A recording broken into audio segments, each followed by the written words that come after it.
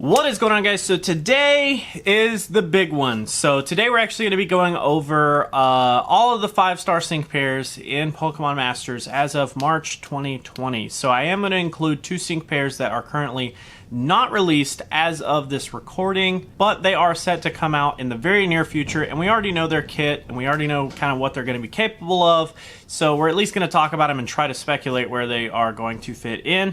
So first thing, let me actually say this before we get into this. Tier lists are completely subjective. It's insanely difficult to not put any kind of bias into your choices. Therefore, this tier list is going to be my opinion and not necessarily may agree with what you actually think about certain sync pairs, but I'm going to try my best to keep it as unbiased as possible. I'm going to take... Last time we did this, I actually used like a formula. I'm going to throw all that out the window. We're just going to go straight into like how useful, how much I use them, like what my opinion is on them, like how good are they, and just kind of get into it that way, so that way there's not a whole bunch of hoopla and kind of stuff into it.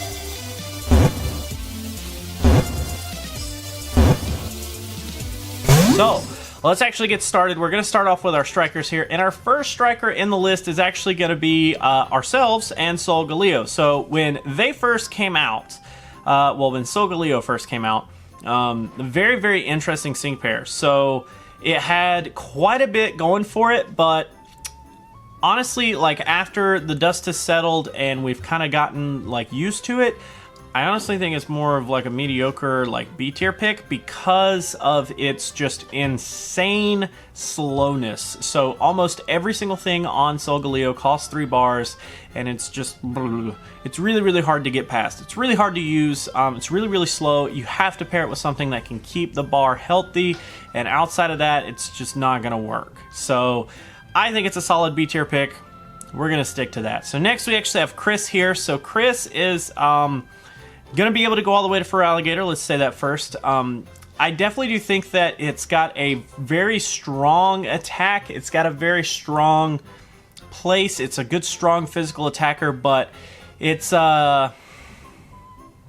problem is that its accuracy on Mega Kick is going to be really, really low, and I feel like maybe it deserves, like after all of the power creep that we've gotten, maybe it deserves a B tier now. I think last time we probably put it in the A tier, but B tier is kind of more where I feel comfortable with it right now.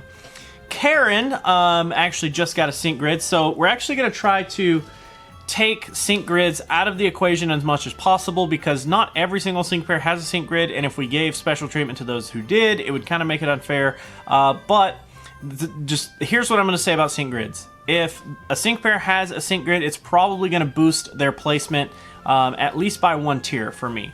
So Karen has been around since the game launched, and honestly, it used to be one of my favorite go-to sync pairs. It's got AoE damage, it's got Dark Pulse, which is huge after it Mega Evolves, but because it does Mega Evolve, it's kind of slow now. It's just not, like, I don't know. It's gone completely down in my book. I really don't like it nearly as much. I hardly ever use it anymore. There's just so many better options out there. This may hurt some people, and I'm sorry, but I really do feel like she has fallen down into the C tier. She's gotten power crept. The only saving grace for her is that we now have a slight, like, surge in a mechanic that is going to make Megas a little faster, but even then, like with all of the new stuff that we've gotten lately, I would much rather choose a different Mega Evolution over Karen, unless absolutely had to have Dark type attacks, that maybe Karen would be chosen over that, but even then, I don't know. It's still iffy. I don't know if I really would. So, next we actually have Brandon, which Brandon to me, last time we talked about Brandon, we definitely put him, I think we may have even left him in between S and A. Sceptile, still freaking amazing. It's still a really good sync pair. Do I think it deserves S tier status? Yeah, I still think it deserves an S tier. It's really, really solid. It's one of the go-to units for me, whether it's super effective damage or not. Like, it's still got tons and tons of utility. I don't think you'll ever have a problem if you get all the way up to Sceptile and just run in and just do massive amounts of damage. The only thing that I do actually dislike about Sceptile is the fact that, what is it, no turning back? Whatever his his trainer move is. It costs so much freaking bar to get a full 6 on your special attack, and then you have to like start losing special attack. Like, it's so that's the only downside, but he's still freaking amazing, and he's still got such good stats and such good moves. He definitely deserves the S tier. Next, we actually have Olivia, which Olivia definitely deserves to be up here as well. 120 base power move, an insanely high attack, very, very strong unit, still to this day. Definitely one of my favorite units to go to. There's nothing wrong with Olivia being an S tier. I don't think anybody's going to really argue that, unless you're just one of those masochists that says, oh, well, she's got to be A tier because of blah, blah, blah. Whatever. I definitely think she's S tier. That's just my opinion. Next, we actually have Blue, and I honestly feel like Blue deserves an A tier. He's good. He's great. His Mega does slow him down a little bit. I think that's what keeps him from being in the S tier for me. He's got AoE damage. He's got Hurricane. He does have to rely on Winona a little bit to get some rainy weather going. But once, like, if you can set Blue up, he becomes an S tier unit. If you don't set him up, he's just kind of an A tier unit, honestly, for me. He's just not amazing. Next, we do have Hilda and Tepig. I honestly think this is a B tier, an easy B tier pick for me. They're mediocre. They do have some recoil damage, which is kind of bad. They do have some high HP, which is good, and their kit works perfectly for them, but outside of that, I just think that they're meh. They do have a pretty good use case in a lot of different scenarios, but they're just meh. That's just the nature of it. Next, we have Elisa with Zebstrika. That is literally almost the exact same kit as Hilda, and I feel like that deserves a really good B tier placement. Like I said with Hilda, they have some recoil damage, their kit works really well for them, and they have some use cases, but outside of that, they're just kind of meh. They're mediocre, they're in the middle here. Next, we do have Caitlyn, and honestly, Caitlyn, I do feel like deserves a C tier now. So, in the last tier list, I think I had her either in the B tier or possibly even in between B and A. I don't think I put her all the way up in the A tier, but either way, she definitely is good, but she has been power crept pretty hard, and it was rather soon after she got released because your boy who's coming up next, Mr. Giovanni, just completely demolished her. She does have a decent kit. She's got some pretty good moves. Her special attack is not like amazing, which kind of holds her back in terms of damage. She does have some move bar regeneration, which is good, but she's situational. She's good in certain scenarios, but she's not like great, and she's not horrible. So she definitely doesn't deserve D tier. She feels like a solid C tier for me. Next, we actually have Giovanni and Mewtwo. So you guys got pretty mad at me last time because I didn't put him in the S tier, and this time I really do feel like I feel compelled to put him in the S tier, but I still do have reservations for him, so I almost want to put him in between S and A. Let's hold him there for a minute, and then we'll come back to him. So he's got crazy good moves. He's got Psychic and Shadow Ball. He has Confusion, which is fine for some, I guess, some bar spam. And then he has a way to increase evasiveness. He doesn't have a way to increase his own special attack. He doesn't have a way to like survive any longer. His bulk is abysmal.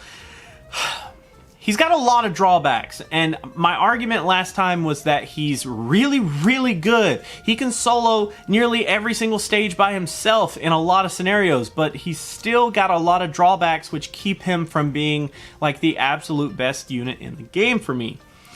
So, for those reasons, we're going to leave him in between S and A, and we'll reevaluate that here in a minute. Next, we do have Ethan and Cyndaquil. Now, Ethan and Cyndaquil, I almost want to put them in A tier, but I do feel like they're probably more secure in B tier. They do have a really cool kit. It does rely heavily on Ethan being as healthy as possible. He does have quite a bit of bulk, which actually goes against his kit, which is dumb. But he can be really good if you set him up to be, but he can be really bad if you don't let him be. So I think for that reason, he becomes mediocre for me. I use him sometimes, but hardly ever. I love the AoE damage that he has, but like I said, the bulk or the health that he has to have to keep his damage going is kind of a drawback for me.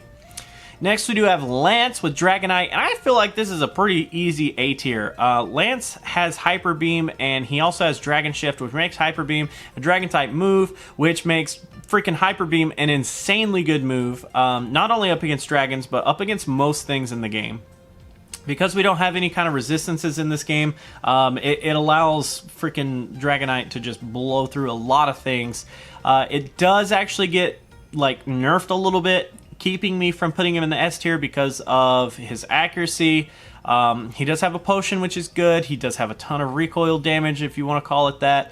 It's just like, I definitely feel like he's extremely strong, but he has a lot that keeps him from being an S tier unit for me. Next, we actually have Cynthia and Garchomp, and I know you guys are going to just completely hate me if I don't put her in the S tier, but I honestly feel like she's a strong A tier.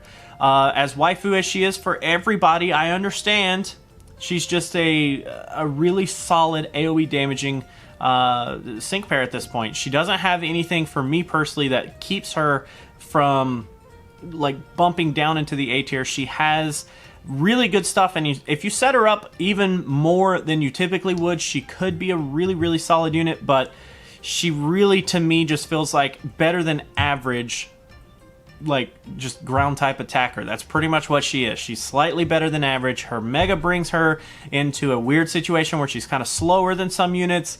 So, I mean, personally for me, I feel pretty strong in the A tier. Some of you guys may put her in the S tier. That's completely up to you.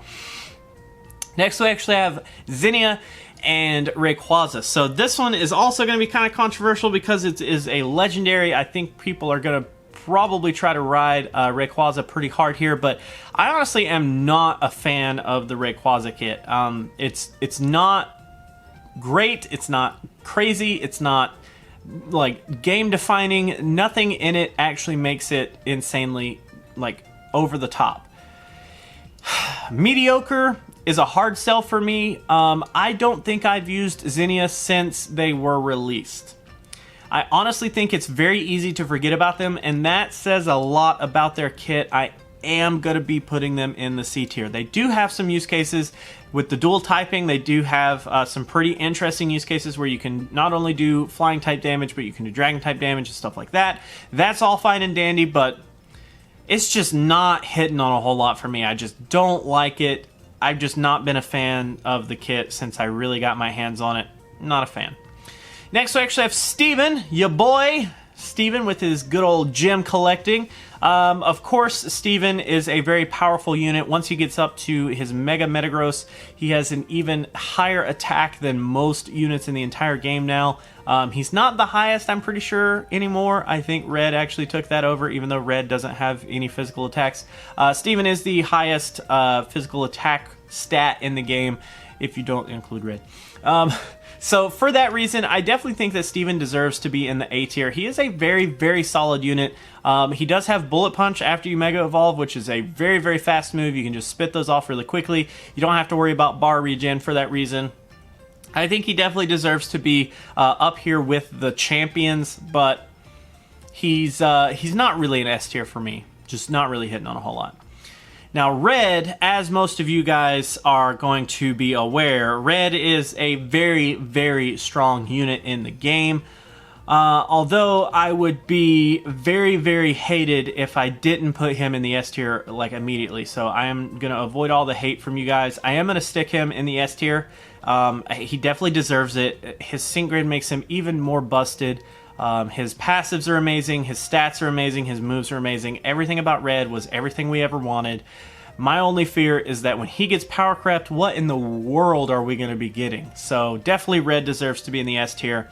And let's go over Fantina, and then we'll reevaluate what good old Giovanni has there. So Fantina is coming out rather soon.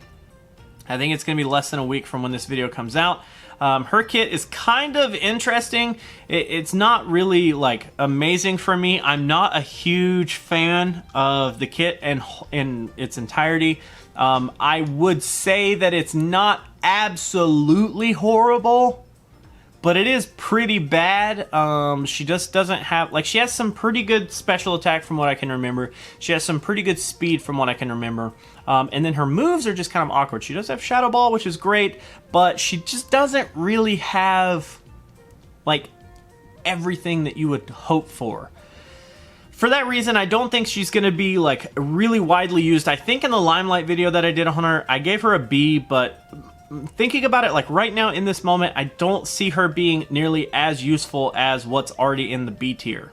I really don't think she's going to be that useful. And if I'm going for ghost type damage, I would choose Mewtwo over Fantina any day of the week, hands down. So, with all of these in mind, where does Mewtwo fall? I actually do feel like Mewtwo deserves a spot up here beside the great of the greats. So, I do feel like he is comparable.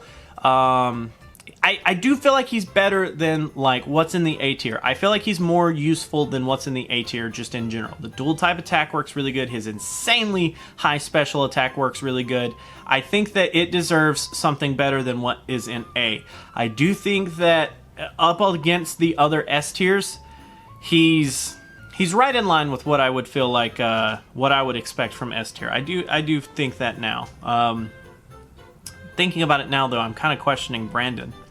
I don't know if I should put Brandon in S tier, but we're going to leave him there because I already put him there, so we'll leave him there.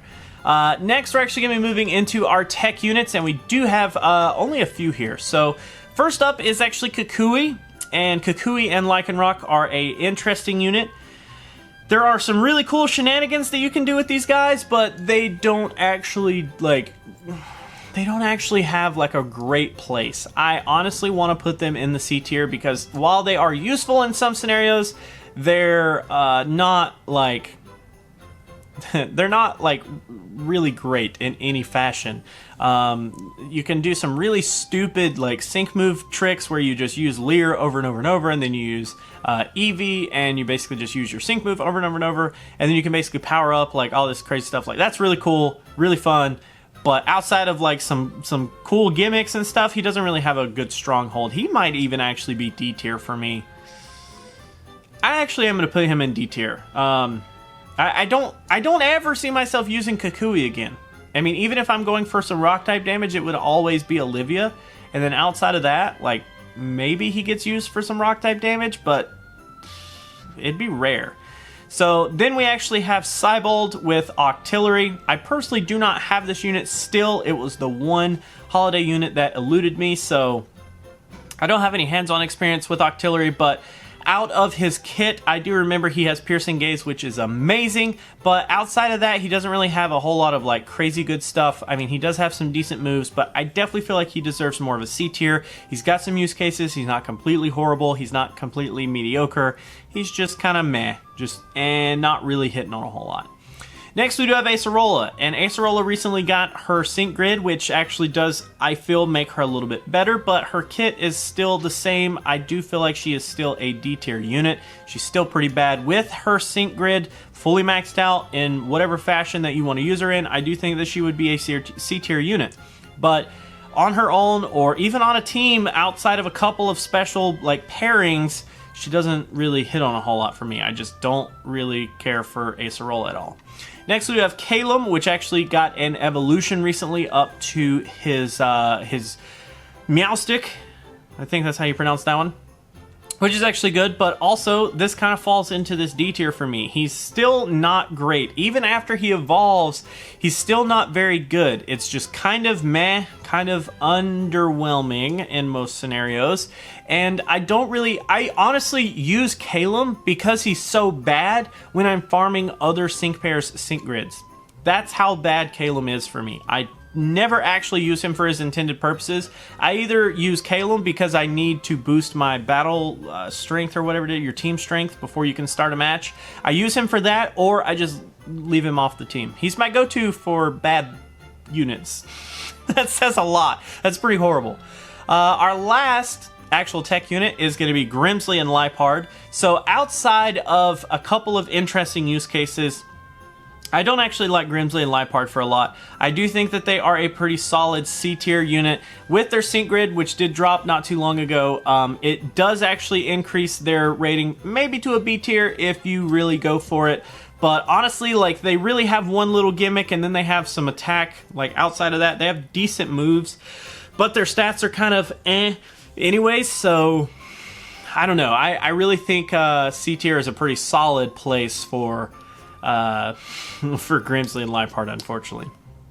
So that is all of our tech units. Let's actually move on to our support units. And first and foremost, we do have Phoebe. Phoebe actually has some really strong showing here. She's been around since the start. I do think that she deserves an A tier, not necessarily an S tier for me. I use Phoebe, but I don't use her a lot. She does have kind of a hybrid type situation where she can do some pretty good damage, but in general, I just think that her kit is great. It's just not S tier material. Like, I don't know. I don't know if I would put it S tier. Well, we might reevaluate that one. Should we? We'll move it right here so I can remind myself to come back to it. Next, we have Holliday Rosa, which I mean, that's an easy A tier for me, not an S tier at all. I mean, the RNG elements keep it from being an S tier for me. It's a freaking amazing kit with the Bard regeneration, the attack. Like, it's great to pair Delibird with any other like attack-oriented Pokemon instead of special attack, a physical attacker. It's great to pair with that. And that kind of goes along with the counterpart here, regular Rosa, with Snivy or Superior if you get it that high. It's great. It's amazing at being a special attacker or a special attack booster, and it does have the bar regen with time to energize. It's a solid freaking unit.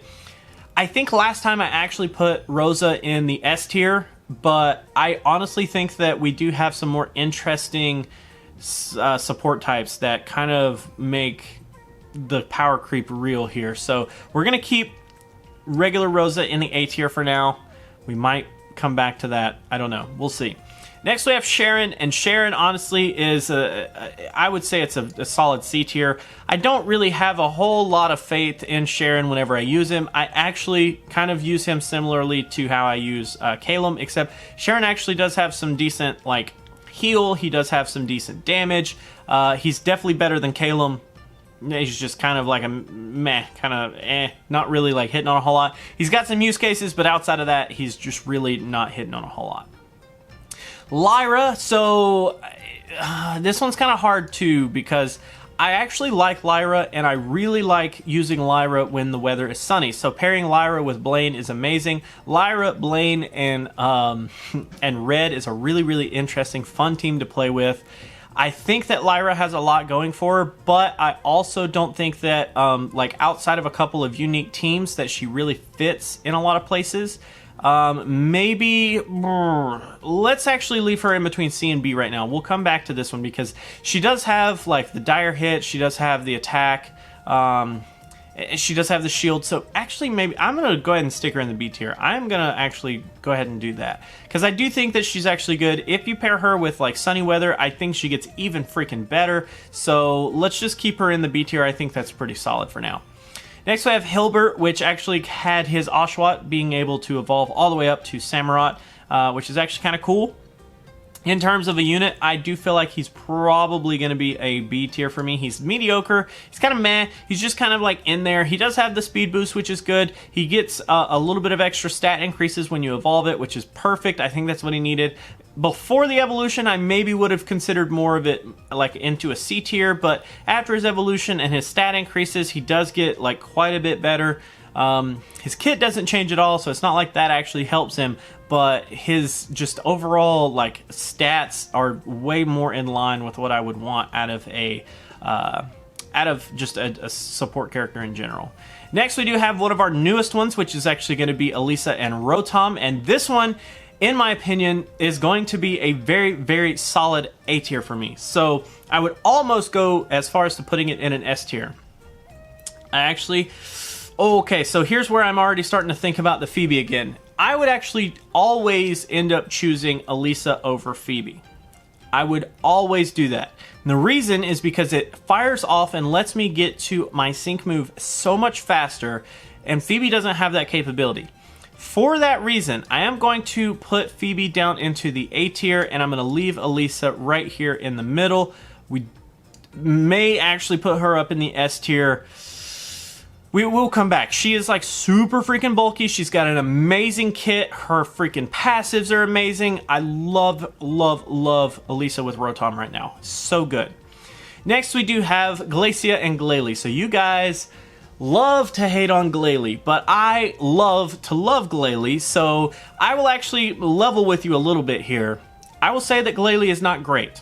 It's not an amazing unit. It's pretty bad in a lot of cases, but I also do think that it's got some use cases, so it's not absolutely horrible. I'll level with you. I'll put it in the C tier. I was full intending on putting it in the B tier, but I'll put it in the C tier because I do feel like that's fair, as unbiased as I can be. I do love Glalie. I don't think it deserves D tier at all, especially with like Battle Villa coming around and being able to do some heals throughout the game. That's actually really cool. I haven't personally used it. I don't know if that's just all theory. I don't know if that's actually any good or not, but I think that it does have some use cases, and I have used it quite a bit, and it's been to some pretty good success.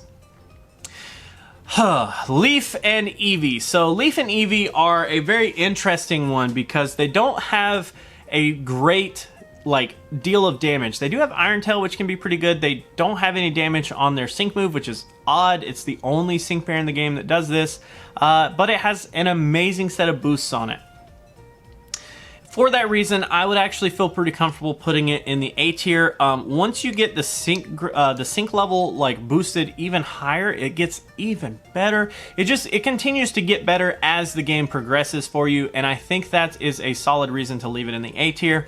I guess like depending on how aggressive you are with your matches, you might consider it a B tier. That's fair. It's definitely not a support that you want to bring. Well, okay, let me reevaluate this. Let's say outside of some gimmicks, Eevee is mediocre, so let's actually move it down to the B tier. I do think that whenever you get its sync grid higher, like the actual sync level, it gets even better, but I also probably shouldn't consider that the sole reason for it being in the A tier. I do think that as a solid unit, it is right in line with what we would consider average. It's got crazy good boosts. It's got no damage, so it's almost like it's canceling itself out in a lot of ways. I think B tier is probably a lot more unbiased than the A tier pick. And then, last but not least, we do have Sabrina. So it's really hard to evaluate where Sabrina is going to fit right now because she is not out as of this recording, and she shouldn't come out for a little while until after this video actually drops. But here is my thing about Sabrina. She's going to be a hybrid, almost similar to how Phoebe is, but she's going to have a sync move that basically allows her to do damage after she gets into her mega form. So I actually am going to preemptively put her in the A tier. I definitely think that she's going to be hitting on a whole lot when she comes out. I definitely think that she's going to be really fun to use, really interesting. I maybe like after getting to using her and like getting some like actual hands-on experience, maybe she deserves B tier, but she is in between A and B for me right now. She definitely doesn't deserve C or anything, and she definitely doesn't deserve S, but she's definitely in there. So that leaves us with good old Elisa and Rotom. So I actually will say that if we're comparing Elisa and Rotom to these four, I would actually say that Elisa and Rotom for me does feel better than those four. I would say that I would choose Elisa and Rotom over any of these four.